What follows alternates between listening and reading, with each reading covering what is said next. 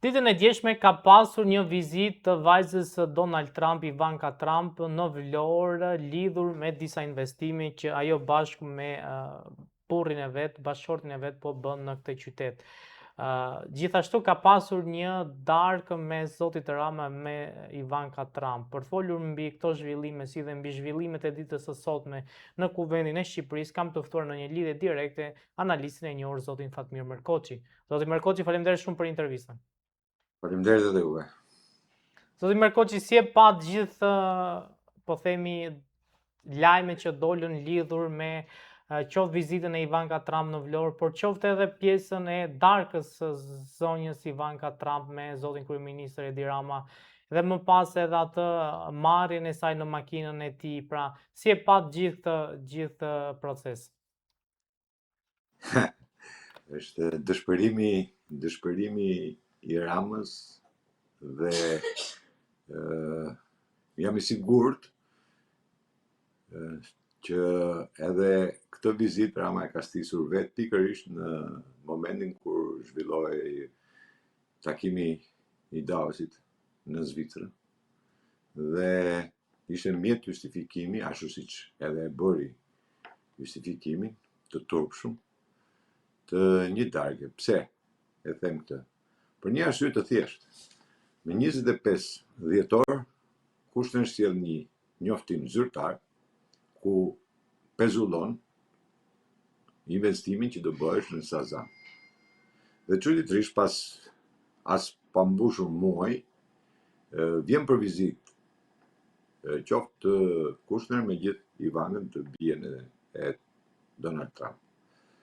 Dhe Rama kërkoi që këtë vizitë, që unë gjykoj se ka sponsorizuar vetë ky, për të treguar afirmitetin që ky ka me familjen Trump. Një afirmitet që nuk ekziston, por që ky mundua ta shesi tek miqtë e tij dhe për ta bërë akoma më tepër mikesh, pra, e fton edhe në makinën e tij, ajo ka kopjuar atë takimin Putin-Trump, ku Putin e ftoi Trump e ftoi në makinën e tij Putinit në Alask. Kur u larguan, Putini nuk mori makinën e tij, po hypi në makinën e Donald Trumpit. Pra, ky është një kopje e keqe.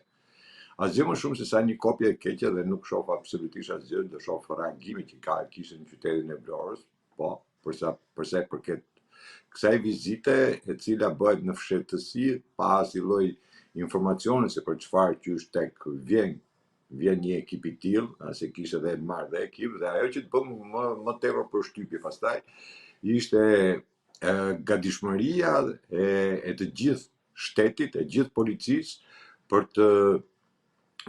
të shoqëruar, për ta bërë sa më pompoze këtë lloj darke apo këtë lloj takimi që zhvillohet ndërmjet Ramës edhe Kushnerit dhe Ivankës.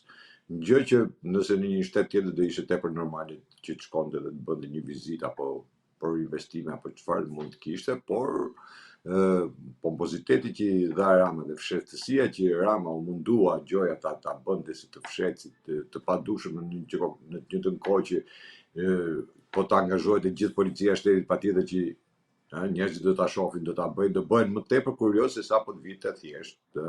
Ka qenë edhe një herë tjetër fare thjesht kur është ulur në një restoran mes njerëzve, s'ka pas asnjë lloj problemi, biles njerëzit nuk e dishin se kush është. E kupton, nuk e njihin as për fytyrë. Dhe kësaj radhe ai e bëri të fshehtë në thonjza, por tepër pompoze për të treguar para njerëzve që ky është ai, edhe atë hipje në makinë, thash e bëri pikërisht vetëm për këtë punë, për të treguar se sa familjar është ky me familjen Trump, se mendojnë akoma janë akoma në mentalitetin e diktaturës, domethënë unë kam një mik në komitet, meqenëse unë jam me gocën e Trumpit dhe patjetër do ta kem mirë edhe me presidentin e Amerikës apo me administratën e vetë Trumpit. Kështu që në këtë lloj prizme e pashim një servilizëm i keq, asgjë më shumë. Zoti Merkoçi, lidhur me gjithë zhvillime që po ndodhin, po themi, qoftë në botë, po qoftë edhe në Shqipëri, sidomos me vizitën e Trumpit në Davos, a ishte kjo lëvizje e Ramës po themi edhe taktike, por edhe fjalimi që mbajti në kuvend, një lloj propagande për thënë që unë me Donald Trumpin nuk kam asnjë lloj konflikti? Ju thash që vizitën ai gjykoj se e ka sponsorizuar vetë, patjetër. Vizitën e Ivankës, domethënë. Kurse përsa i përket ndavësit është domethënë ajo shfaqja e ditës komplet po ta marrë si ditë sotshme, ishte një tragjikomedi. Ishte një lëpirje dhe një frikë për popullin shqiptar. Pash një kryeministër i cili mbajti një fjalim të thuash bastardësh pak. O një fjalim arrogant, i pështirë, i frikshëm, i një agonie të theksuar dhe i një kërcënimi të hapur. Pasi në çdo fjalë të tij ai kishte, në çdo fjali kishte spak. Goditje e spakut. Goditja e spakut dhe ajo që ishte pështirshme në atë fjalim ishte sepse ai deklaroi që unë bëra zgjodha të mos shkoj në Davos për takuar pra Trumpin, por ndenja me gocën e Trumpit dhe me lejen e Trumpit. Pra, ky i ka marrë leje Trumpit që duhet të rri ky me Ivankën në Shqipëri dhe nuk dohet vi në Davos. Ky ishte poshtrim. Ky ishte nuk di çfarë emër t'i vej. Të fyesh një popull në inteligjencë në këtë lloj mënyre, vetëm ky narcist mund ta bëjë. Absolutisht asnjë tjetër. Absolutisht asnjë tjetër. Fjalimin në parlament gulçinte. Ai edhe frym merrte me zor. Domethënë e nxirrte të gjithë fjalën me një urrëti, kishte një urrëti patalogjike. Dhe urrëtia buronte pikërisht në ajo se i dolën lakat. Sepse atë njoftim që ishte për t'i ftuar vendet e ndryshme të botës, se janë 100 e sa vendet botës, dhe janë të gjithë antar themi TOKB-s, ky e mori si diçka personale. Dhe në momentin që të nesmen, sepse ditën e parë e bëri vetëm me deklarimet të nesme u detyruar të nxjerrë atë shkresë e cila bëri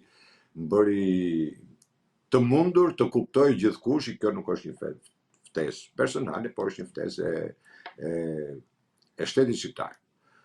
Dhe ajo çfarë bëri pastaj përshtypje sot në parlament ishte edhe se bie këta janë, unë edhe për ne u them që këta janë parapolitik, këta nuk janë as politikan. Këta nuk njohin as rregullat e shtetit. Sepse të marri dhe të sjellin në kuvend për të bërë një ligj i cili ishte ligj me emër, për emrin e tij, ky më duket si ligj i fusha për teatrin kombëtar. Pra ky kërkonte të bënte sot një ligj dhe bëri një ligj, patjetër se ka ato manikinët e vet aty, bëri një ligj për të krijuar një imunitet tjetër të tij, duke menduar se duke pas këtë lloj ligji me emrin e tij do mendoj se do t'i presi rrugën spakut. Dhe ai jo më kot në çdo fjali të tij kishte spakun dhe luftonte thjesht spakun. Dhe këtë luftën me spakut, atë që e kam shkruar ju ta shifni pak më ditët në vijim, ku ai do sjellë një ligj për gjykatë për prokurorinë e përgjithshme. Pra do t'i heqë kompetencat spakut për t'ia dhënë prokurorisë përgjithshme. Dhe prandaj Rama ka dalë dhe ka thënë do bëjnë ndryshim kushtetute. Jo pa qëllim e tha do bëjnë ndryshim kushtetute. Sepse kërkon të bëj këtë lëvizje dhe ajo që ishte më e vështirë ja sot se erdhi ky ligj, erdhi si gjë urgjente, a thua se ishte diçka urgjente, në qendër kohë kur nuk merrte pjesë në takimin e Davos. Sot në takimin e Davos gjithkush duhet e pa, që s'ka nevojë t'ia thuash më, që atje ishin 20 shtete të cilën ishin themi grupi nismëtar që ka bën këtë organizat. Dhe të gjithë firmosen aty. Të vjen keq sepse Kosova, i cili nuk është pjesë e OKB-s, ftohet në këtë organizat, firmos në këtë organizat. Dhe Shqipëria që është shteti am, është shtet i cili njihet në gjithë vendet e botës, nuk është e pranishme. Dhe nuk është e pranishme, dhe t'jeni të bindur, nuk është e pranishme pikërisht për emrin e Ramës. Sepse ky u ngut vërtet. Ishte i pari i cili e pranoi dhe ishte i pari që i dërgoi dhe një letër Trumpit për të qenë pjesë e kësaj organizate, por më thelbësor për të qenë pjesë e grupit nismëtar, pra për të qenë në atë grupin nismëtar, themi. Por Trumpi nuk e pranoi ftesën e tij për të qenë ky. Dhe në fjalimin e tij, nëse e voni re, Trumpi deklaroi që ka dhe disa shtete, tha, disa persona, që unë nuk dua t'ja dëgjoj emrin. Dhe një nga këta është Rama. Por nëse personat e tjerë që ky nuk do t'ja dëgjonte emrin, si Vietnami apo vendet e tjera, çuditërisht janë, po vetëm ky nuk erdhi. Ky sepse ky është i vdekur i politik. Ky është në barrierë totale me Trumpin dhe me administratën e saj. Jo më kot, ja u kam thënë që Suzy, sekretare e përgjithshme, e ka marrë tepër personale emrin e Ramës. Sepse ajo është një rrjedh nga ato familjet antikomuniste, atje dhe e ka vuajtur në kurriz këtë, dhe Ramën ajo e ka marrë si personale, sepse Rama ka qenë person i cili ka fyer, ka ofenduar, ka përdorur cinizmin më tepër se gjithkush nga Trumpi, dhe plus që është portavoqja e Sorosit në Europë. Por ky fjalim sot, i cili ishte një fjalim thash bastard, po ishte edhe trishnues për sa i përket, se mos harrojmë se në atë moment bëhesh edhe seanca në gjykatë kushtetuese për Belinda Balluku, pra pikërisht për Ramën. Dhe kjo të jep të dyshoje që ky po kërkon me insistim që të bëj një imunitet tjetër, veç atij deputetit të ketë një imunitet ta quajmë ndërkombëtar, të një organizate, themi ndërkombëtare. Pak a shumë paralel me Kombet e Bashkuara. Dhe këtë lloj imuniteti, prandaj donte këtë ligjin me emër Rama, pikërisht për të marrë imunitet. Dhe mendon, gjykon, se drejtësia do pengohet nga ky lloj imuniteti. Që ky mendon se do ta ketë, se nuk ka për ta pas ndonjëherë, po mendon se do ta ketë. Dhe ajo që mbori pastaj më tepër përshtypje, bëri opozita, qëndrimi i opozitës ishte. Nuk di. Zoti Merkoçi pati një reagim mjaft të fortë në Kuvendin e Shqipërisë, zoti Rama, madje bëri dhe ironi duke aluduar, po themi, se ai opozitën nuk e ka për gjë, pasi deklarime që bën opozita lidhur me Ramën që do shkojnë ta marrin ushtri amerikane për ta çuar në SBA, që do hetohet në SBA, i quajti zero. Dhe madje tha që do të shkojë në SBA dhe do të shoqërohet, por do të shoqërohet për të shkuar në shtëpinë e bardhë dhe jo ashtu siç kishte deklaruar opozita. Propaganda, fjalimi ishte propagandistik, më duk njësoj si fjalimet dhe tregoj që ne mëndërisht nuk kemi larguar, po këta nuk janë larguar fizikisht nga diktatura, nga komunizmi, këta vazhdojnë akoma me propagandën komuniste. E identike, njëjta gjë është. Dhe do të thënë përdor fjalë të cilat më tepër themi që thuhen në popull se sa i thot opozita. Kemi realist. Opozita përdor ndonjë fjalë, por nuk ka thënë ndonjëherë ndonjë gjë.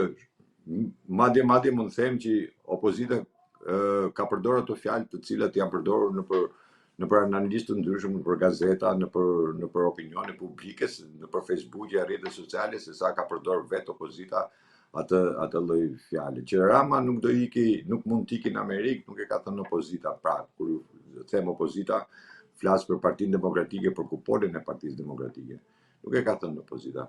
Që Rama nuk do ikë në Amerikë, më duket, e kemi diskutuar shumë kohë përpara. që është momentet e zgjedhjeve, biles mas zgjedhjeve, që Rama nuk ikën në Amerikë. Rama nuk ikën në Amerikë, e ke të deklaruar kur u bë mbledhja e AKB-s, që unë thash që Rama nuk ikën në Amerikë. Opozita nuk ka thënë në i fjalë në atë kohë.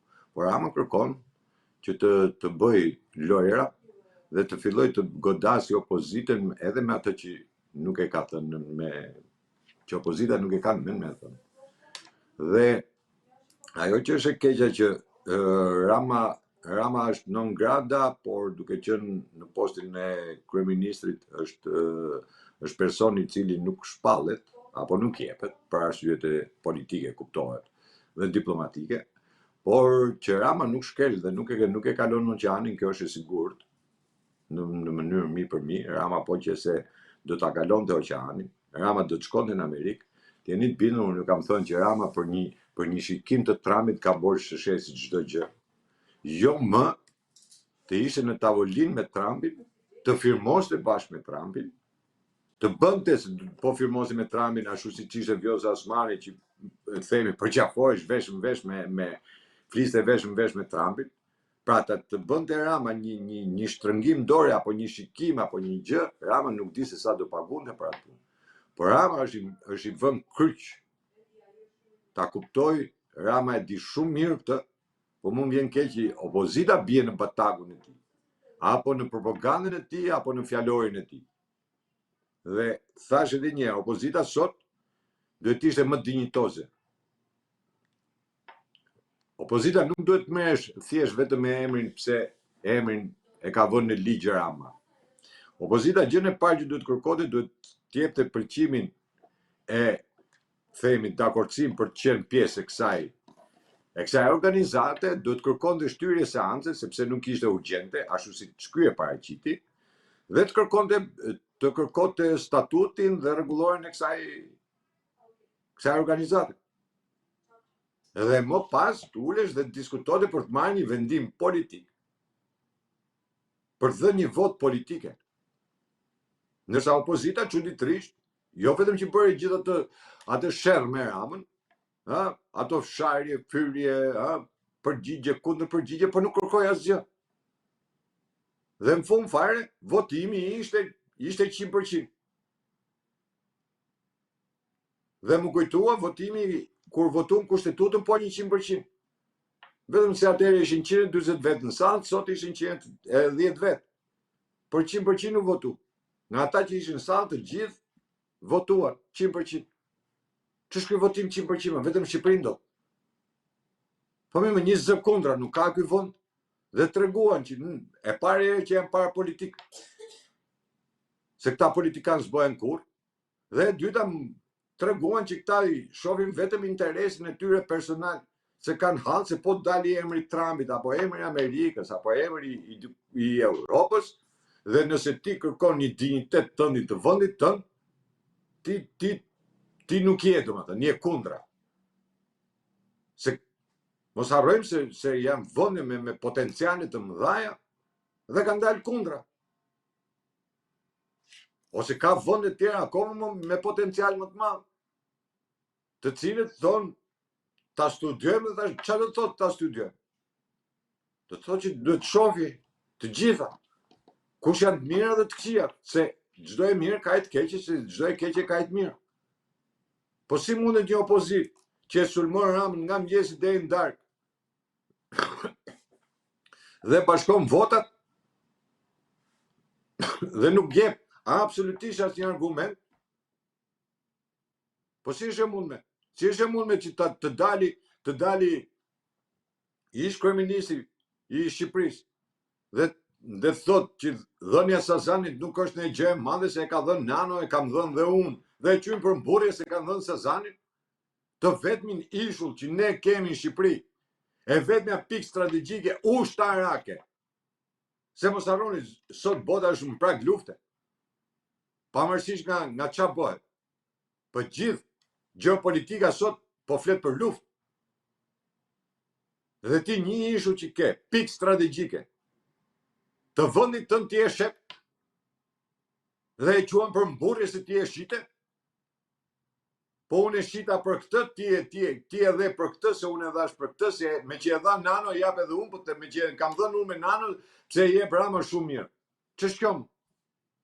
Po kjo është antikombëtarizëm total. Po si mund të shitet një ishull që ke tek ishull ke? Në vend që ditë të thotë po, gabim bëra edhe unë që e bëra. Po kjo nuk duhet dhënë. Më na tregote se sa janë investimet, se duhen shumë investime, duhen pak investime. Ku është strategjia, mbrojtja e këtij vendi? Ku është? Nëse filloi lufta, ku është?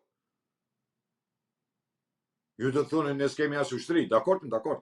Se ne s'kemi asgjë këtu. Po edhe këto që kemi t'i shesin.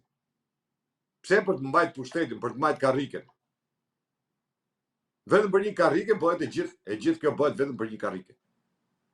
Dhe këtë ai e tregoi sot në parlament, Rama me atë futullikun e vet, me atë narcisizmin e tij, me atë fjalor bastard që përdori, se kë qute qene, kë qute karrocë, e di ai, pra ai ishte karrocë, tjerët ishin qene që i vishka mbrapa, që lefshin. Një kryeminist që përdor atë lloj fjalori nuk di në një vend tjetër të botës që një kryeminist përdori atë lloj fjalare qoftë, atë lloj sarkazmi apo atë lloj nuk di paralelizmi, ata qyt çat dush. Dhe ky tregoi që sot për mua është i vdekur politikisht. Atë që unë kam thënë dhe vazhdoj ta them, Rama është i vdekur politikisht, Rama është në një blokadë, si puna kur bie energjia elektrike që bëhet blockout total. Dhe ky është në blockout total politikisht, diplomatikisht. Dhe që është diplomatikisht zero, e pohoj vetë me gojën e vetë në mbledhjen e grupit parlamentar. Dhe diplomacin e drejton ky. Por, thash edhe herë, dhe opozita, nuk që e zonja me thënë, o zotrit, këtë shkres, pse ta ka dhënë presidenti ty? Kush është arsyeja, na shpjego pak. Pse ta ka kalu këtë kompetencë presidenti, është i zënë me punë të mëdha presidenti jon? Kapterën gjithë ditën rikot. Unë s'di se ka nej pune, s'di se qa pune bëne. Se ai s'ka si kompetencë, edhe këtë kompetencë ka ai e Ramës. Pra dhe një përfaqësim që mund ta bëj presidenti si që janë gjithë vendet e tjera duhet ta bëj Rama. Por Rama me të tregoi që ka ndërtuar atë mafia në shtet, që këta s'duan të pranojnë që ky ka ndërtuar mafia në shtet, se vazhdojnë akoma me narkoshtet. Ky ka ndërtuar mafia në shtet. Dhe vetëm një institucion sot që e the me bindje që e ka kundra dhe nuk e ka në komandë Shpaku dhe BKH-ja me GKK-on. Pjesën tjetër ky e ka totalin në komandë.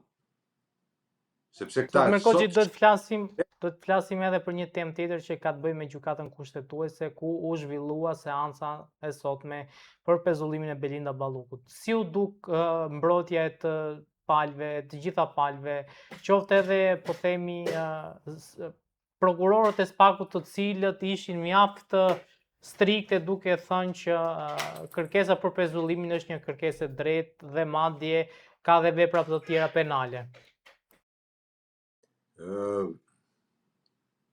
Veprimi apo kërkesa e prokurorisë posaçme është një kërkesë që ja njeh ligji, ja njeh kushtetuta dhe nuk ka asnjë shkelje për sa i përket kërkesës së prokurorisë e cila kërkonte pezullimin e detyrës.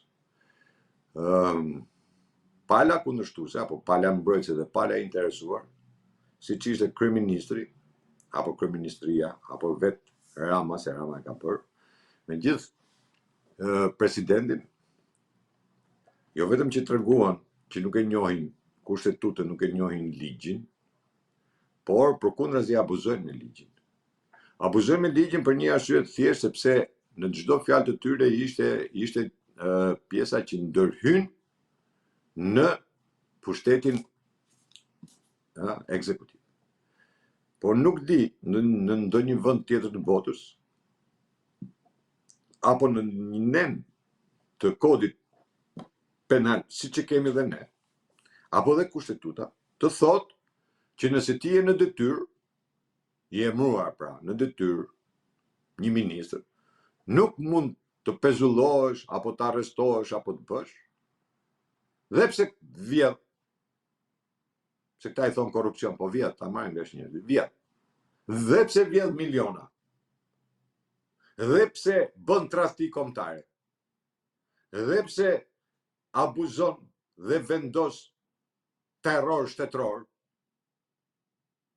dhe pse ti merresh me drogën, dhe pse ti shet cënon interesin dhe sigurinë kombëtare, ti duhet vazhdosh në detyrë i paprekshëm nga drejtësia. Pra, këtej e kemi të shkruar me shkronjën kapitale që të gjithë janë barabartë para ligjit, dhe tashmë na dalin që këta që janë të emëruarit, këta që kanë paprekshëm, pavarësisht nga veprimet antiligjore, antikushtetuese që këtë bëjnë.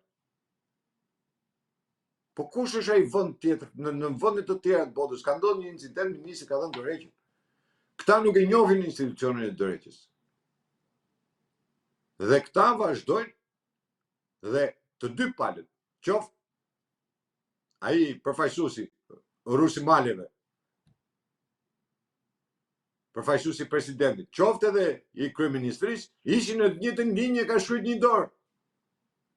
Ato çfarë Rama ka deklaruar.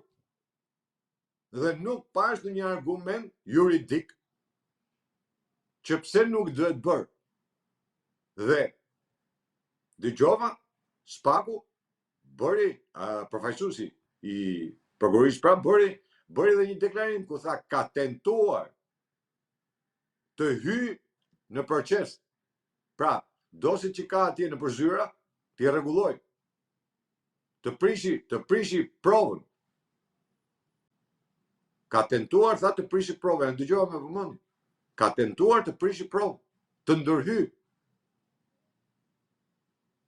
Por ajo që merri më keq, merri sepse gjykata, unë jam i bindur që ata u bindën tashmë, qoftë edhe ka ndikuar dhe vizita e zonjës ambasadës, Van Hornit, që vajti në takim me kryetarin e gjykatës, patjetër që ka ndikuar dhe ajo. Ndikuar jo negativisht në kuptimin që për ta urdhëruar, por ndikuar për ta kthjelluar dhe për t'i thënë që jemi për zbatim ligji. Jemi në luftë kundër korrupsionit, pastrimit parave, drogës, krimit organizuar. Dhe këta të gjithë dalin në bashkëpunim me organizatat kriminale. Ai sot në parlament fliste për Akshin. E quan të gjë të pabesueshme që Akshi nuk qeka prishje e sigurisë kombëtare apo e sigurisë Amerikës. Pra të shesësh informacione, nuk qeka gjë për të. Sepse patjetër se ky nuk e quhet gjë, se ky ka kohë që e bën atë punë, kështu që ai e quhet normale, ju shkthy normalitet. Por prisje që gjykata caktonte një datë dhe një orë dhe mos ta lënë ashtu që të thoshte që presim, domethënë vendimi do jepet me një datë dhe ditë caktuar që do ju njoftojmë nëpërmjet mediave. Kjo më duk shumë, jo, nuk më pëlqeu, them drejtën, sepse gjykata e ka shqyrtuar çështjen në tërësi, e ka shqyrtuar dosjen për kaq kohë, se u desh 3 javë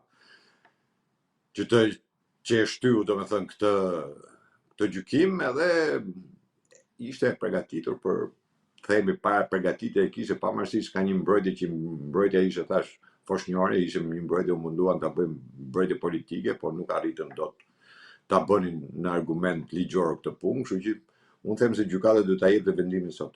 Shtyrja e gjykatës nuk pëlqen, realisht, i jep kohë Ballukut për të bërë atë që deklaroi Spaku apo përfaqësuesi i Spakut, që ajo ndërhyn për sa i përket dokumentacionit, pavarësisht se ato dokumentacion janë të marrë, janë të fotografuar, janë marrë originalet, janë aty ku duhet dhe janë lënë kopjet, por gjykata duhet të vepronte në interes publikut dhe në interes të vendit. Gjykata duhet merrë një vendim sot, nuk duhet ikte pa marrë një vendim.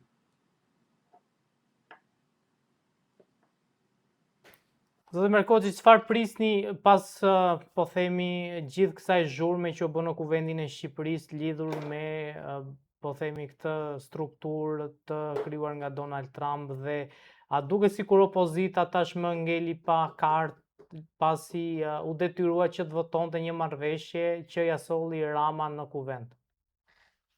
Unë jo thash që opozita nuk arriti të paktën të ngrihesh në nivelin politik. Tash u morë vetëm me emrin e Ramës se duhet të jetë në ligj, por opozita sot duhet kishte bërë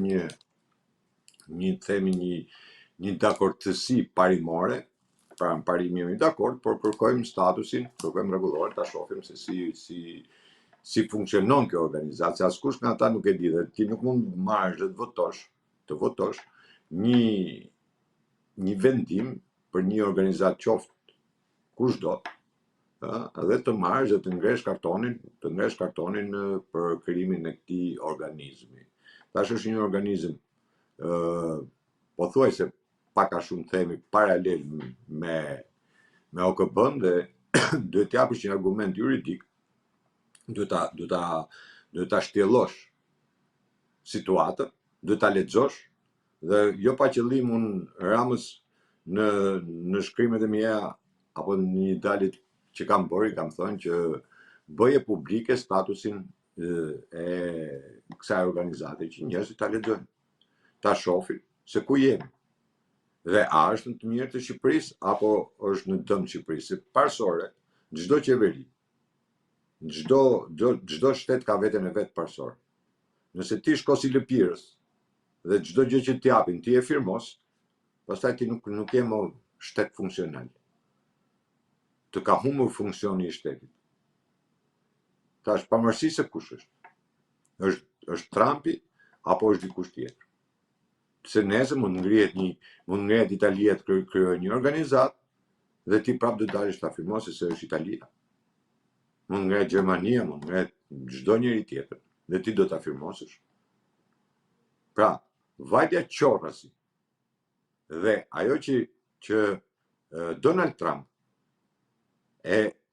nuk e deklaroi me gojë, por në bllokimin e vizave të migracionit e futi dhe Shqipërinë duke rreshtuar në vendet e botës tretë. Pra ne jemi vend i botës tretë. Ne që kërkojmë, apo këta që kërkojnë ta e trumpetojnë me të madhe se ne do futemi në kooperativën bujqësore siç është BE-ja, këta janë të rreshtuar në botën e tretë. Tani kjo kooperativa BE-ja e pranon një vend botës tretë këtu? Ajo do ta pranoj, mos sot nesër, nëse do ekzistoj, se gjasat janë që mos ekzistojmë, por nëse do ekzistoj, do pranoj vendin të tretë për të plotësuar programin e saj që ka BE-ja. Në programin e BE-s është që vendet e Ballkanit të varfërohen dhe të shpopullohen për të ndërtuar vende të refugjatëve, kampe refugjatësh. Ky është programi Sorosit. Dhe vazhdojmë me këtë lloj programi.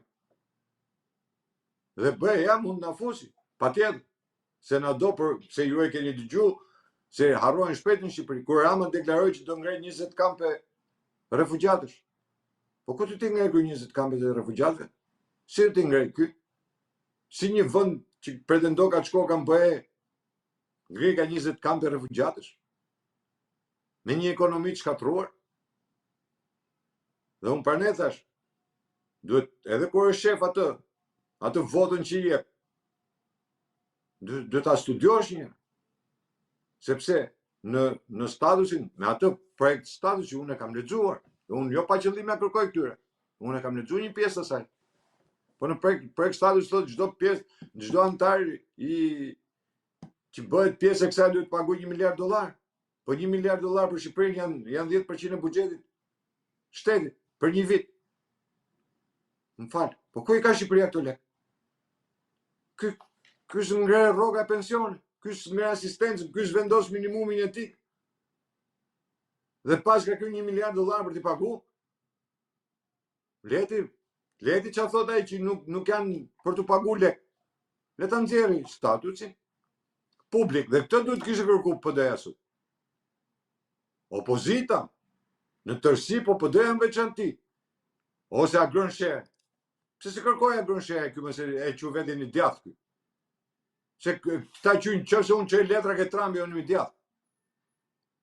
Çdo të Agron Shere me dalë në kuvënd atje me që firma. Për çaj që këto firma? Pse me firma e merr vendime gjykata kushtetuese?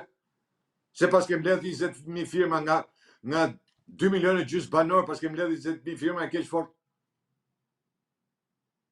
Çan tam. Po ti vetëm vota sa ke marr, se ke nxjerr 2 deputet, u bën firma. Çfarë është kjo? Ç'është kjo politik shumë? Politik bastarde. Dhe absolutisht asnjëri nuk kërkoj, thash, të kërkonte zotëri, në ke sjell ligjin për ta miratu. Po, nësir statutin. Kush është programi kësaj, kush është statuti, kush është rregulloria, si funksionon? Dhe kush është pozicioni i Shqipërisë? Në ç'vend jemi?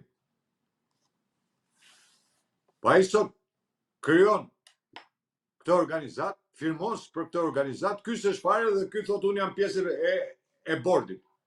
Pra, pa firmos, ky pa firmos është pjesë e bordit. 20 vende ishin aty. Dhe ky që po qëravitet në çdo formë për të bërë, thash, një shikim me Trumpin, sot që ai duhet ishte aty nuk ishte. Nuk ishte pikërisht sepse nuk ka kontakt me Trumpin. Ta haroj Rama një herë për gjithmonë, jo të vi Ivanka, po të vinë edhe 5 kalamojt e tjerë këtu nuk ka me Trumpin ai, se Trumpi ka një staf i cili përgjigjet për gjithë takimet që bën ai. Ai organizon. Po pse ju kujtoni se Vjosa Osmani shkoi me kokë vet? Jo, jo. Të gjithë ata që ishin sot në Davos, të gjithë kanë pas ftesë nominale me emër. Dhe ky nuk i kishte atë ftesë. Dhe prandaj nuk shkoi. Se po të kishte Rama atë ftesë, do leti i vangit që kush ishte këtu. Kështu që këto janë lojra. Këto janë lojra. Dhe të thash, ajo gjykata kushtetuese sot për mua duhet të kishte dalë me vendim, nuk duhet të kishte prit asnjë moment. Absolutisht asnjë moment.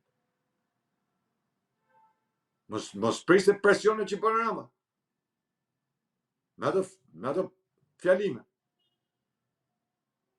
Jemi në kushte të tjera, Shqipëria është në kushte të tjera. Shqipëria nuk ka komoditet për të humbur dhe për të mbajtur mbi kurriz akoma komunizmi. Ai ishte fjalim komunist, tipik komunist, diktatorial. Tipik. Nuk i kishte lënë absolutisht asgjë një diktatori para ardhës të tij.